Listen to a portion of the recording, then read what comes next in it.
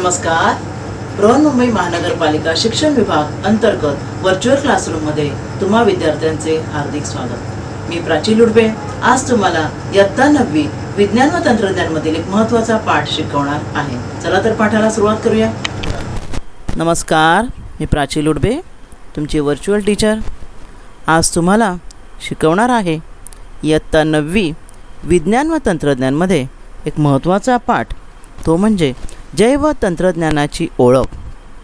Introduction to biotechnology या पाठाचा पुढील भाग. मुलांनो, प्रथम आपण पाठाचे मुद्दे पाहूया. या पाठामध्ये आपण काय काय शिकणार आहोत. पहिला भाग आहे ऊती म्हणजे काय, वनस्पती आणि प्राणी ऊती, ऊती संवर्धन, कृषी पर्यटन आणि शेतीपूरक व्यवसाय.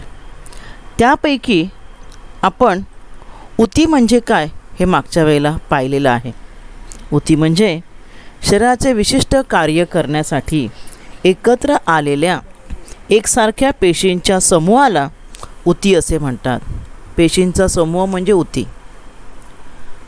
त्यामध्ये वनस्पती आणि प्राणी ऊतीचे प्रकार पाहिले आपण. प्राणी ऊतीमध्ये प्रकार आहेत अभिस्तर ऊती, संयोजी ऊती, स्नायू ऊती व चेता ऊती. त्यानंतर वनस्पती ऊतीमध्ये प्रकार आहेत विभाजी ऊती, ज्या ठिकाणी मुळाची आणि खोडाची वाढ होते त्या ठिकाणी विभाजी ऊती असतात. विभाजी ऊतीमुळे मूळ व खोड या ठिकाणी वाढ होते वनस्पतीची, आणि एकदा का वाढ झाली की ह्या ज्या ऊती आहेत त्या स्थिर आकार घेतात, आणि त्यामुळे दुसरा प्रकार आहे स्थायी ऊती. त्यानंतर त्यांच्या आकारात बदल होत नाही, स्थायी ऊती म्हणतात त्यांना, परमनंट टिश्यूज.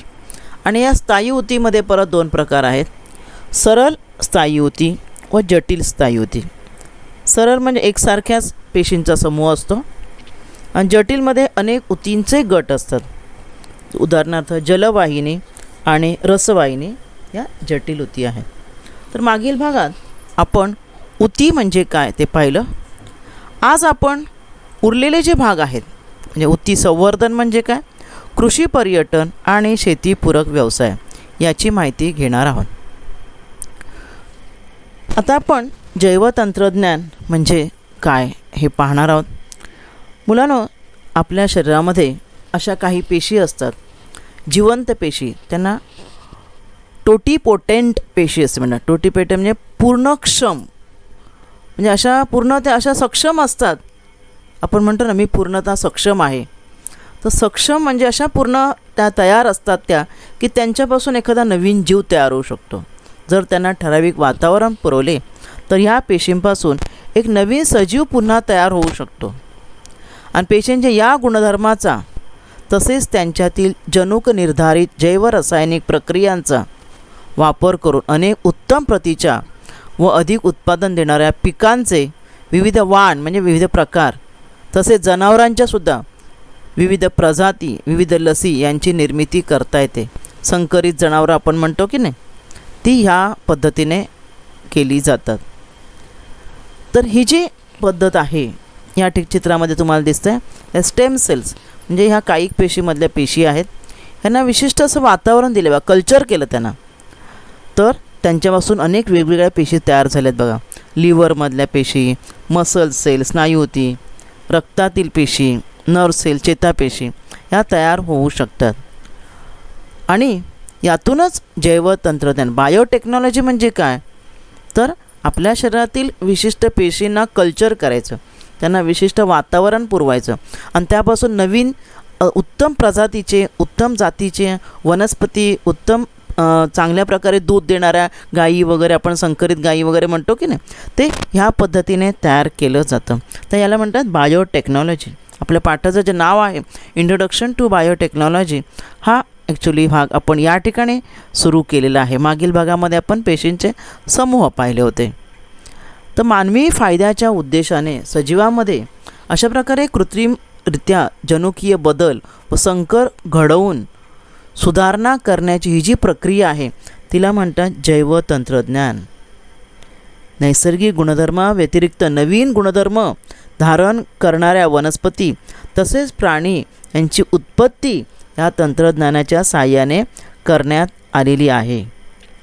आणि ह्या तंत्रज्ञानात जनुकीय अभियांत्रिकी म्हणजे जेनेटिक इंजिनिअरिंग आणि ऊती संवर्धन टिश्यू कल्चर या दोन्ही तंत्रांचा समावेश होतो. जेनेटिक इंजिनिअरिंग बायोटेक्नॉलॉजीचे दोन भाग म्हणजे जेनेटिक इंजिनिअरिंगसुद्धा आणि टिश्यू कल्चर ही दोन्ही तंत्र ह्या जैवतंत्रज्ञान ह्या शाखेच्या खाली येतात. आम्ही ह्या जैवतंत्रज्ञानाचा उपयोग मुख्यतः कशासाठी केला जातो तर नगदी पिकांचं उत्पादन, त्यांच्या प्रजातीमध्ये सुधारणा करायचं आहे, पर्यावरणीय ताण सहन करण्याच्या क्षमतेमध्ये वाढ करायची आहे, लस निर्मिती करायची असेल, जन्मजात एखाद्या रोगाचं निदान करायचं आहे, इंद्रियांचं रोपण करायचं आहे, कर्करोगाचं संशोधन, कृत्रिम त्वचा, खुर्च्या तयार करणे या क्षेत्रामध्ये बायोटेक्नॉलॉजीचा उपयोग केला जातो. आज या भागामध्ये आपण पाहणार आहोत जेनेटिक इंजिनिअरिंग आणि टिश्यू कल्चर हे दोन भाग आहेत जैवतंत्रज्ञानाचे. त्यातला पहिला भाग आपण पाहणार आहोत टिश्यू कल्चर. टिश्यू कल्चर ऊती संवर्धन म्हणजे काय तर सजीवांच्या शरीराच्या बाहेर पोषक व निर्जंतुक माध्यमात एखाद्या म्हणजे पोषक आणि निर्जंतुक जंतुविरहित अशा माध्यमात त्याच्या पेशी किंवा वितूंची वाढ करायची. काय करायचे पेशींची वाढ करायची आणि ह्याला म्हणतात ऊती संवर्धन असे म्हणतात. तुम्ही ह्या चित्रात पाहिलं tissue culture growing single cell from a plant. बघा ही वनस्पती आहे आणि ह्या वनस्पतीमधील ठराविक सेल काढून काय केलेलं आहे ह्या इथे विशिष्ट वातावरणात त्यांना वाढावयास दिलेलं आहे आणि ही वाढ करणे ह्याला म्हणतात टिश्यू कल्चर. इथे तुम्हाला चित्र दिसतं ह्या एक केळ्याचं रोप. मग एक केळं आहे त्या केळ्याचं जे बोंड असतं त्याला कल्चर करून त्याच्यावर प्रक्रिया करून अशी वेगवेगळ्या प्रकारची अशी अनेक रोपं तयार केली जातात की ज्यापासून एका छोट्याशा पेशीपासून अनेक रोपं केळ्याची तयार केली गेली. शरीराच्या बाहेर जे आहे अशा प्रकारे पेशींची वाढ करणे याला म्हणतात टिश्यू कल्चर. आजकाल ऊती संवर्धन तंत्राने एका पेशीपासून बघा म्हणजे एक पेशी काढून किंवा ऊतीपासून संपूर्ण सजीव पूर्ण विकसित केला जातो. ते काय काढलेलं आहे केळ्याचं बोंड आहे आणि त्या बोंडावर प्रक्रिया करून त्यापासून अनेक रोपं केळ्याची दिसते तुम्हाला प्रायमरी हार्डनिंग लिहिलेलं आहे म्हणजे प्राथमिक काठिण्यपणा आणि मग ती वेगवेगळी रोपं वाढवलेली आहेत. म्हणजे एकापासून अनेक रोपं तुम्ही तयार करू शकता. ह्या चित्रातसुद्धा तुम्हाला दिसते पहा छोटासा काप घेतला आहे पानाचा बघा पान दाखवलं आहे आणि देठाचा छोटासा काप घेतला आहे तो ह्या अगर अगर जेल म्हणून आहे. तर अगर अगर जेल जे आहे द्रवरूप किंवा स्थायीरूप किंवा अगर अगर जेल हे माध्यम म्हणून ऊर्जा किंवा पोषक द्रव्य पुरवण्यासाठी वापरतात आणि त्यामध्ये ह्या पेशी ज्या आहेत समजा हे पानाचा देठ आहे ह्याच्या पेशी यामध्ये काय केले जातात म्हणजे ठेवल्या जातात न्यूट्रियन्स मिळण्यासाठी आणि त्यापासून पहा छोटी छोटी कशी तुम्हाला रोपं मिळालेत त्याला प्लॅन्टलेट्स म्हणतात आणि ही रोपं वाढवली जातात आणि ती वेगवेगळी त्यांना वेगवेगळ्या ठिकाणी तुम्ही त्या रोपांना रोपण केलं त्यांचं की त्या वनस्पती वाढायला लागतात. टिश्यू कल्चर पद्धत फार म्हणजे उपयोगी आहे. ऊती संवर्धनासाठी आवश्यक पोषके व ऊर्जा पुरवणारे एखादं द्रवरूप स्थायीरूप किंवा अगर जेली म्हणतो ना आपण जेली जॅम त्याप्रमाणे जेलीसारखं माध्यम वापरावं लागतं. आता ही बघा ही केळ्याची बाग आहे. केळीची रोपं आता तुम्हाला दाखवली केळीची रोपं व त्या आधारित शेती. मग ही कशा प्रकारे केली जातात केळीची रोपं अशी वेगवेगळ्या प्रकारची रोपं जी आहेत केळीची आता तुम्हाला चित्रात बघा या ठिकाणी दाखवलेली छोटी छोटी दाखवले ही कल्चर केली आहे आणि नंतर त्यांना सेपरेट वाढवलं जातं वेगवेगळ्या केळीच्या रोपांना. बघा ह्या चित्रात दाखवल्या पुन्हा स्त्रोत वनस्पती ही केळीचं रोप आहे आणि त्याचा हा कंद आहे. कंद काढला आणि प्राथमिक त्याच्या संस्कार म्हणजेच त्याच्यावर कल्चर केलं जातं. कल्चर केल्यानंतर एका ठराविक अगर अगर जेलमध्ये माध्यमामध्ये किंवा कोकोनट मिल्कसुद्धा वापरतात म्हणजे नारळाचं दूध त्यामध्ये अनेक पोषक द्रव्य असतात आणि मग जी प्रजननाने वेगवेगळी रोपं तयार होतील ती रोपं अशी वेगवेगळ्या वाढवली जातात आणि त्यापासून नवीन केळीची रोपं तयार होतात. आता ह्या तंत्रज्ञानाचा वर अभ्यास कोणी केला तर फ्रेडरिक कॅम्पियन स्टुअर्ट हे जे ब्रिटिश वनस्पती शास्त्रज्ञ होते त्यांनी यावर अभ्यास केला. पेशी व ऊतींची शरीराबाहेरसुद्धा वाढ होऊ शकते त्यांनी सिद्ध केले आणि त्यासाठी त्यांनी काय केलं गाजराच्या मुळातील पेशी वेगळ्या काढून प्रयोगशाळेत पोषक माध्यमामध्ये त्यांना वाढवलं व प्रत्येक पेशीमध्ये संपूर्ण वनस्पती निर्माण करण्याची क्षमता असते हे त्याने सिद्ध केलं. एका एका पेशीमध्ये एक नवीन वनस्पती, पुन्हा नवीन रोप तयार होऊ शकतं, हे त्याने सिद्ध केलं. हे पहा, या ठिकाणी गाजर दाखवलं आणि या गाजरातलं काय केलं आपण मागील भागात पाहिलं, झायलम आणि फ्लोएम. झायलम म्हणजे पाणी वाहून नेणार, हा मधला भाग असो झायलम आहे नेहमी, ज्यामधून पाण्याचं वहन होतं मुळापासून खोडापर्यंत. आणि फ्लोएम म्हणजे हा अन्नाचा भाग, वनस्पतीने तयार केलेलं अन्न जे ज्यामध्ये साठलेलं असतं त्याला फ्लोएम म्हणतात. त्या फ्लोएमचा भाग कट करून घेतला आहे बघा या परीक्षा नळीमध्ये, आणि कोकोनट मिल्क कल्चर मीडियम म्हणून टाकलेलं आहे. म्हणजे संवर्धनासाठी एक मीडियम लागतं, जे आत्ताच मी तुम्हाला सांगितलं, द्रवरूप असेल किंवा जेली रूपात असेल, त्या ठिकाणी नारळाचं दूध कोकोनट मिल्क वापरतात आणि त्यामध्ये फ्लोएममधल्या पेशी काढून टाकलेल्या आहेत बघा. या दिसतं तुम्हाला, रूट फ्लोएम सेल लिहिलेलं आहे. गाजर हे मूळ आहे ना अन्नसाठा करणारं, आणि नंतर बघा त्या पेशींची अशी वाढ होते बघा, दिसते तुम्हाला. अशा प्रकारे पेशींची वाढ होत जाते आणि नंतर ह्या पेशी स्वतंत्र होऊन स्वतंत्रपणे वाढू लागतात आणि प्रत्येक पेशीपासून विभाजन झालं ना, तुम्हाला ते माहिती आहे, तुम्हाला पेशी विभाजनामुळे अनेक पेशी निर्माण होतात आणि त्या अशा प्रकारे एका पेशीपासून पहा, यातलं जे फ्लोएम जे आहेत त्या एका पेशीपासून अनेक पेशी होऊन ही अनेक रोपं जी गाजराची आहेत ती तयार झालेली आहेत. अशा ऊतीसंवर्धन म्हणजेच काय, तर पेशीच्या बाहेर, शरीराच्या बाहेर, वनस्पतीच्या बाहेर आपण परीक्षा नळीमध्ये किंवा चंचुपात्रामध्ये त्याला संस्कारित करून वेगळं वाढवू शकतो. हे या टिश्यू कल्चर पद्धतीने सिद्ध होतं.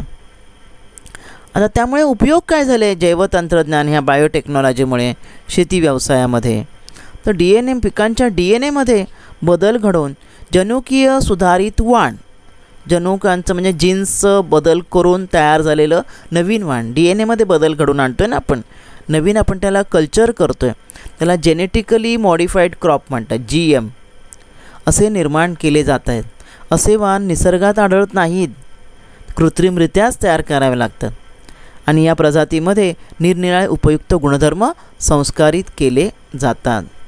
त्यांच्यामध्ये वातावरणाचा ताण सहन करण्याची क्षमता असते, सातत्याने होणारं तापमानात बदल, ओले किंवा सुके दुष्काळ जे पडतात, बदलते हवामान, हे सर्व वातावरणीय ताण नैसर्गिक प्रजाती कधीकधी सहन करू शकत नाहीत. पण या GM प्रजाती ज्या आहेत, GM म्हणजेच काय, जेनेटिकली मॉडिफाईड सुधारित प्रजाती, ह्या सर्व प्रकारच्या प्रतिकूल परिस्थितीमध्ये वाढू शकतात. उपद्रवी कीटक, रोगजंतू, तणनाशक यांना प्रतिकार करण्याची क्षमता यांच्यामध्ये असते. कळलं ना तुम्हाला. आणि ह्या प्रजातींच्या बियाणामुळे पिकांच्या नासाडीत पण घट होते. पीक म्हणजे वेस्ट जात नाही. आपण नैसर्गिक बियाणं वापरलं कधी पण त्यांच्यातून त्यापासून पीक मिळत नाही व्यवस्थित, पण हे जे GM प्रजातीचं बियाणं आहे ते फुकट जात नाही, पोषण मूल्यामध्ये वाढ होते.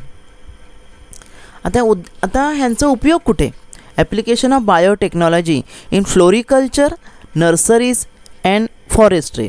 फ्लोरिकल्चर म्हणजे काय, उद्यान विद्या, नर्सरीज म्हणजे रोपवाटिका आणि फॉरेस्ट्री म्हणजे वनीकरण. तर लहान मोठ्या प्रमाणात बागा बनवणे, बागा असतात ना वेगवेगळ्या, तुम्ही बघितले असेल, नर्सरीज असतात ज्या ठिकाणी आपण रोपं विकत घ्यायला जातो, किंवा उजाड जमिनीवर वृक्षारोपण करून वन तयार करायचं आहे, जंगल तयार करायचं आहे, किंवा रास होणाऱ्या जंगलांचं पुनरुज्जीवन करायचं आहे. अशा सर्व गोष्टीसाठी रोपवाटिका लागते. रोपवाटिका म्हणजेच काय, नर्सरी, ज्या भरपूर झाडं ज्या ठिकाणी आहेत म्हणजे रोपं असतात. रोपवाटिकेमध्ये काय, रोपं विकायला रोपं असतात. नर्सरीज तुम्हाला माहीत असतील, बरोबर. मग ह्या नर्सरीजमध्ये ही रोपं आता आणायची कुठून, तर ही रोपं काय करतात, ऊतीसंवर्धन तंत्रज्ञानाचा वापर करून ही रोपं बनवली जातात. कळलं की नाही. आणि त्यामुळे ह्या उद्योगांसाठी ही रोपं वापरली जाणार आणि ऊतीसंवर्धन पद्धतीने ही रोपं बनवली जातात. ऊतीसंवर्धनामुळे काय होतं, उत्कृष्ट प्रतीची फळं, फुलं आपल्याला या ठिकाणी पाहायला मिळतात.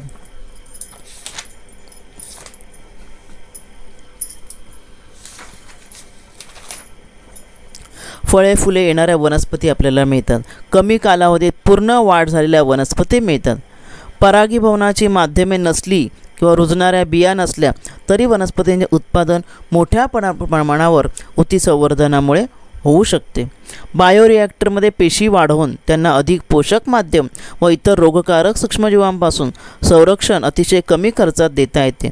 म्हणून खूप मोठ्या प्रमाणावर रोपांची निर्मिती करण्यासाठी हा बायोरिॲक्टर इथे बाजूला दाखवला बघा, तो फायदेशीर ठरतो. हा आहे बायोरिॲक्टर.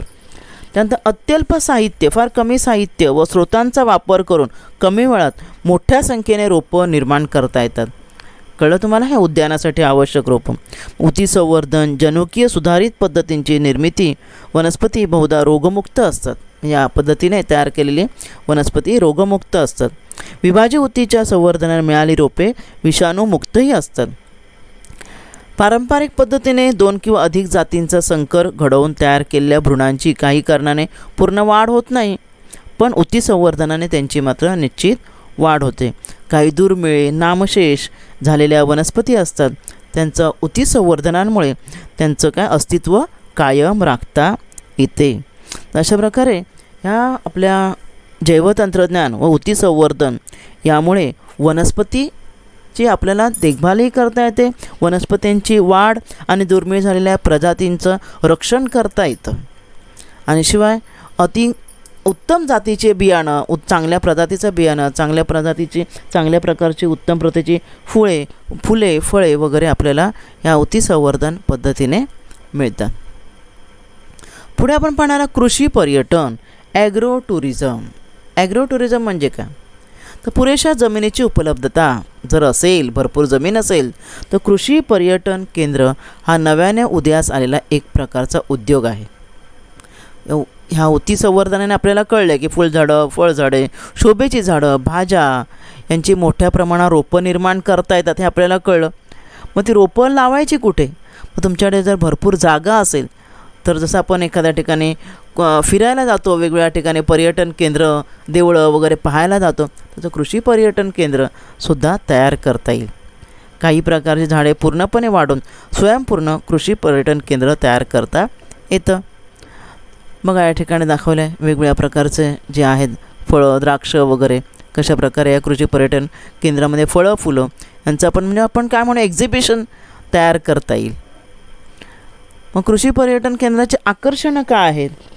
तर आंबा, चिकू, पेरू, नारळ, सीताफळ व इतर काही प्रादेशिक फळझाडं जी आहे ती या कृषी पर्यटन केंद्रामध्ये आपल्याला त्यांची लागवड करता येईल.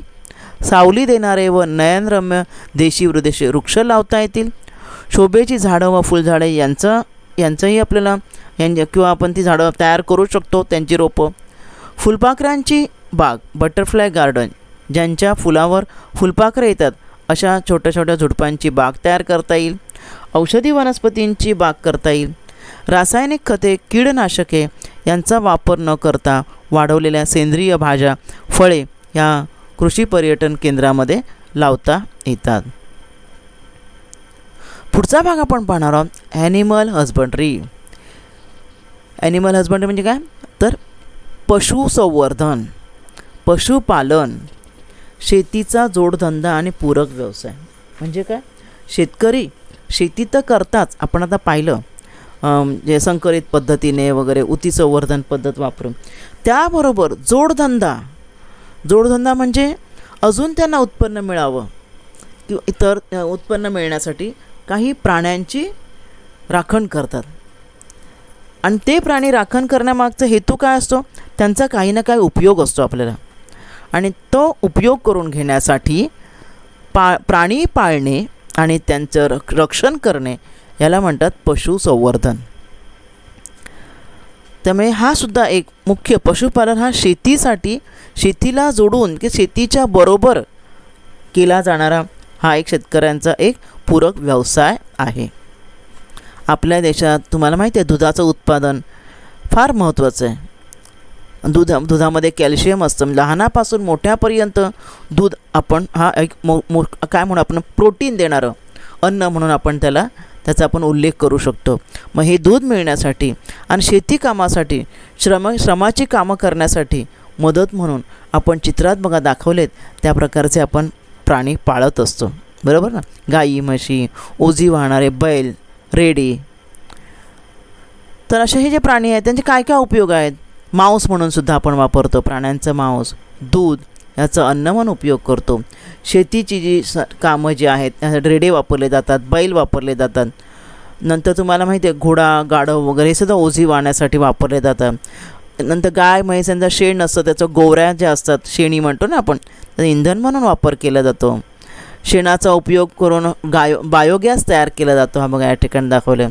काही जनावरांच्या मेलेल्या जनावरांच्या कातड्यापासून माहिती आहे ना पट्टे वगैरे बनवतात, किंवा तुम्हाला लेदर बॅग माहिती असेल तुम्हाला. नंतर मोठ पाणी वाहून नेणारी असते ती मोठ. पखाल म्हणजे पाण्याची पिशवी असते कातड्यापासून बनवलेलं. तर घोड्याचे खोगीर, नंतर पैशाचं पाकिट, चपला, अनेक वस्तू ह्या प्राण्यांपासून बनवल्या जातात. वस्त्रप्रावरणे, पादत्राणे चपला वगैरे बनवल्या जातात. तर अशा प्रकारे एवढे उपयोग प्राण्यांचे आहेत आणि म्हणून प्राण्यांचे काय केले जाते, राखण केली जाते आणि प्राणी पाळले जातात.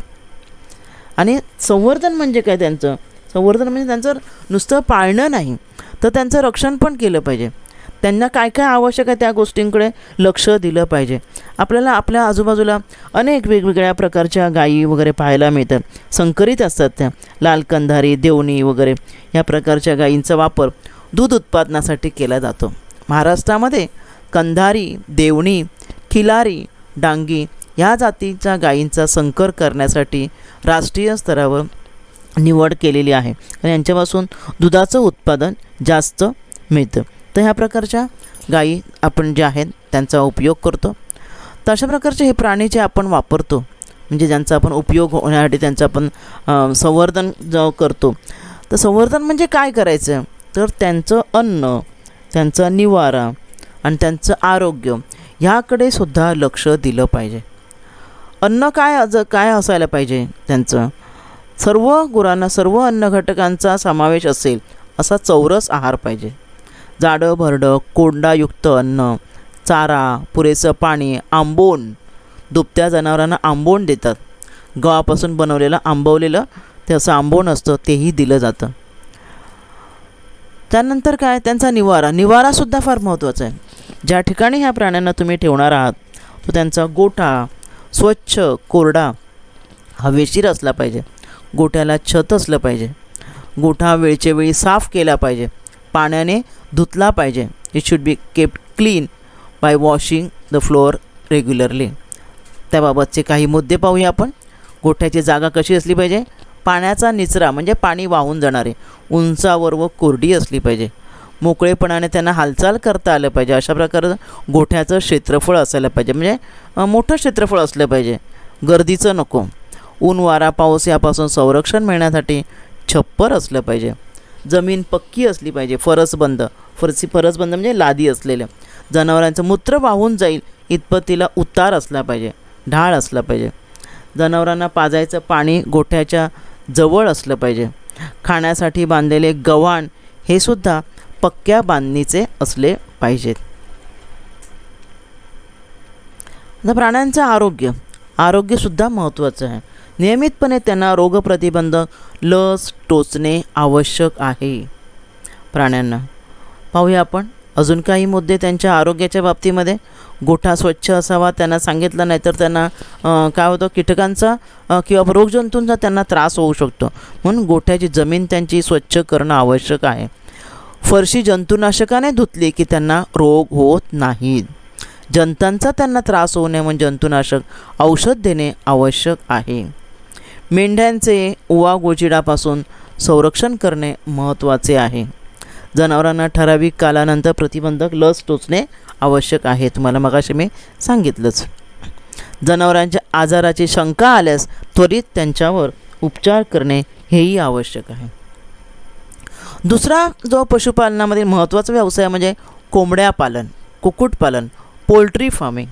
तुम्हाला माहिती आहे कोंबड्या तुम्हाला वेगवेगळ्या दोन मुख्य आपल्याला ज्या गोष्टी आवश्यक असतात त्यासाठी आपण कोंबड्या वापरतो, अंडी व मांस. या दोन गोष्टींसाठी कोंबड्यांचं पोषण व पैदास केली जाते, त्यालाच म्हणतात कुक्कुटपालन, पोल्ट्री फार्मिंग. तर ह्या ज्या कोंबड्या आहेत दोन प्रकारच्या कोंबड्या आहेत. असीलसारख्या भारतीय आणि व्हाईट लेघॉर्न अशा परदेशी जातीच्या संकरातून नव्या जाती विकसित करण्यामागे हा उद्देश आहे. चांगल्या गुणवत्तेची पिलं मोठ्या संख्येने मिळावी, जास्त तापमान सहन करण्याची क्षमता असावी, शेतीतील उपउत्पादनांचा अन्नासाठी वापर व्हावा, अशा प्रकारचे ज्या गोष्टी आहेत त्यासाठी कोंबड्या पालन केलं जातं. त्या कोंबड्यामध्ये दोन प्रकारच्या अंडी देण्यासाठी ज्या कोंबड्या वापरतात त्यांना काय म्हणतात, अंडी देण्यासाठी वापरणाऱ्या कोंबड्या लेयर्स कोंबड्या. तर व्हाईट लेघॉर्न, मिनॉर्का, अँकोना, लेमन ह्या कोंबड्यांचा त्यामध्ये समावेश आहे. आणि मांस देणाऱ्या ज्या कोंबड्या, बॉयलर कोंबड्या म्हणतो ना आपण, त्या ज्या आहेत त्या ब्रह्मा, लॉंग, कोचीन, असील ह्या ज्या आहेत त्या मांस देणाऱ्या जे बॉयलर कोंबड्या आहेत.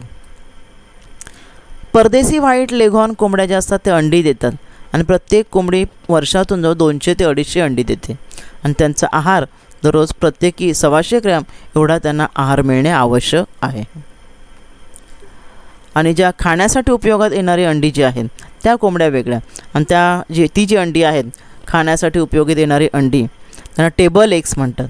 मात्र ती अंडी मात्र फलित नसतात, म्हणजे त्यांच्यापासून फलन होत नाही. तिसरा एक पशुपालनामधील महत्त्वाचा उद्योग तो म्हणजे सेरिकल्चर, रेशीम उद्योग. रेशमाचा किडा माहिती आहे ना तुम्हाला, रेशीम म्हणजे सिल्कच्या साड्या वगैरे ज्या आपण वापरतो, सिल्कचे ड्रेसेस वापरतो, ते ज्यापासून मिळतात तो म्हणजे रेशमाचा किडा.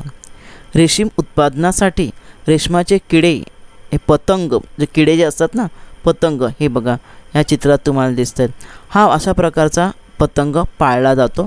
आणि तो कोणताही नाही चालत, चांगल्या रेशमासाठी बॉम्बिक्स मोरी नावाचा जो रेशीम किडा आहे जो ह्या चित्रात दाखवला आहे त्याचा सर्वाधिक वापर केला जातो. आता तुम्हाला माहिती आहे कोणत्याही कीटकाच्या 4 अवस्था असतात प्रजननाच्या. पहिली अंडी, या चित्रामध्ये तुम्हाला दिसत असतील बघा, ही अंडी आहे. अंड्यापासून काय तयार होते, अळी तयार होते, बरोबर.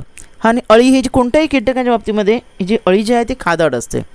नंतर मग अळीपासून कोश तयार होतो आणि मग पतंग तयार होतो असं, बरोबर. मग तसं रेशमाच्या किड्याबाबतीमध्ये सुद्धा तसंच आहे. अंडी जी आहे त्या अंड्यापासून जी मादी जी हजारो अंडी घालते ती अंडी कृत्रिमरित्या काय केली जातात, उबवली जातात. त्यांचा उबवण्याचा काळ कमी केला जातो. मग अंड्यातून बाहेर पडणाऱ्या अळ्या ज्या आहेत त्या अळ्या तुतीच्या पानावर सोडल्या जातात. अळ्या ज्या आहेत ते तुतीची पाने खातात बघा, आणि तुळशीची पानं खाता 3-4 आठवडे पाने खाल्ल्यानंतर त्या अळ्या तुतीच्या फांदीवर जातात आणि त्यांच्या ज्या लाळ ग्रंथी असतात त्या लाळ ग्रंथीमधून अशा प्रकारे बारीक बारीक तंतू धागे निघायला लागतात. आणि ते धागे काय होतात, ह्या अळीच्या भोवती गुंडाळले जातात आणि अशा प्रकारे कोश तयार होतो बघा. खालच्या चित्रात तुम्हाला दिसतं, आतमध्ये बघा ती अळी अडकली आहे आणि तिच्या भोवती तो कोश तयार झालेला आहे. हा जो कोश आहे तो अशा प्रकारे पाया चित्रात दिसतो त्याप्रमाणे कोश दंडगोलाकार किंवा गोलाकार पण असेल आकाराने. हे बघा असे गोलाकारसुद्धा असतात, मोस्टली दंडगोलाकारच असतात, कळलं. आता कोशाचं पतंगात रूपांतर होणार, अंडी, अळी, कोश आणि किडा नाही का, पतंग म्हणजे रेशमाचं. पण तो होण्यापूर्वीच ते कोश जे आहेत ते काय केले जातात, असे उकळत्या पाण्यात टाकले जातात. हे बघा चित्रात दाखवले हे कोश आहेत या ठिकाणी, आणि ते बॉईल केले जातात पाण्यामध्ये. बॉईल केल्यावर काय होतं, उकळत्या पाण्यात टाकल्यावर उकळत्या पाण्यामुळे कोशातील अळी मरते आणि रेशमी तंतू जे आहेत ते सैल होतात. कारण अळीने काय तिच्या तोंडातून जे लाळ ग्रंथी त्यातून ते धागे निघालेले असतात, त्यामुळे ती त्यांच्याशी अटॅच असते, बरोबर ना. पण तिला बॉईल केल्यानंतर ती मरते आणि धागे असे मोकळे होतात, ते कळलं. आणि नंतर ते धागे काय केले जातात, ट्विस्ट म्हणजे मोकळे केले जातात आणि सोडवले जातात आणि त्यांच्यावर प्रक्रिया केली जाते. डाय केले म्हणजे कलर, ती जागे तुम्हाला जो कोणता कलर असेल तो कलरसुद्धा अशा प्रकारे व्ह्यू म्हणजे मोकळा करणे, म्हणजे एकतर ट्विस्ट करून इथेच डाय केले जातात किंवा व्ह्यू केल्यानंतर व्ह्यू म्हणजे विणल्यानंतरही डाय करता येते. हे प्रक्रिया करून अशा प्रकारे रेशमी धागा तयार केला जातो. हे बघा, हे अशा प्रकारे पांढऱ्या रंगाचे किंवा रंगीत वेगवेगळ्या प्रकारचे धागे तयार केले जातात आणि मग या धाग्यापासून निरनिराळी वस्त्रे बनवली जातात. बघा हे धागे विणल्यानंतर वस्त्र जे आहे मशीनवर विणल्यानंतर त्यापासून वेगवेगळ्या प्रकारच्या सिल्कच्या साड्या वगैरे म्हणतो ना आपण, साड्या, ड्रेसेस वगैरे बनवले जातात. या रेशमी किडे जे आहे त्यांचं एक महत्त्वाचं म्हणजे रेशमी किडे तुतीची पाने खातात, बरोबर ना. त्यामुळे तुतीच्या झाडाची पैदास केली जाते, लक्षात ठेवा. अजून काय त्यांचे काही वैशिष्ट्य पाहूया रेशमी धाग्यांची. त्यांची ताण सहन करण्याची शक्ती मोठी असते, त्यामुळे त्यांना पीळ दिल्यावर लांबच लांब धागे मिळतात. एक कोश जो आहे, एक ह्या चित्रात दाखवले बघा, अंडी, अळी आहे ही, त्यानंतर हा जो कोश आहे ना एक पुपे इन कोकून, तो एक कोश त्यापासून जवळजवळ 90 मीटर लांबीचा रेशीम धागा मिळतो. रेशमी किड्याच्या पैदाशी तुतीची लागवड महत्त्वाची आहे, कारण तुतीची पानं खाऊन ते वाढतात आणि त्यापासून काय होतं, नंतर कोश तयार होतो. आणि म्हणून शेताच्या बाजूने मुख्य तुतीचं पीक प्रमुख पीक म्हणून शेताच्या कडेने घेतलं जातं किंवा त्याची लागवड केली जाते. अशा प्रकारे या पाठात आपण काय काय पाहिलं. टिश्यू कल्चर म्हणजे उती संवर्धन म्हणजे काय, कृषी पर्यटन म्हणजे काय, आणि शेतीपूरक व्यवसाय पशुपालन याची आपण माहिती घेतलेली आहे. पशुपालनामध्ये ॲनिमल हजबंड्री पशुसंवर्धन, कुक्कुटपालन आणि रेशीम उद्योग यांची माहिती घेतलेली आहे. तर या भागात या पाठात आज आपण इथेच थांबणार आहोत. धन्यवाद. आज आपण या भागात इथेच थांबूया. माझा व्हिडिओ आवडला असेल तर लाईक करा, शेअर करा आणि असे अनेक एज्युकेशनल व्हिडिओ पाहण्यासाठी MCGL व्हर्च्युअलच्या चॅनेलला सबस्क्राईब करा. धन्यवाद.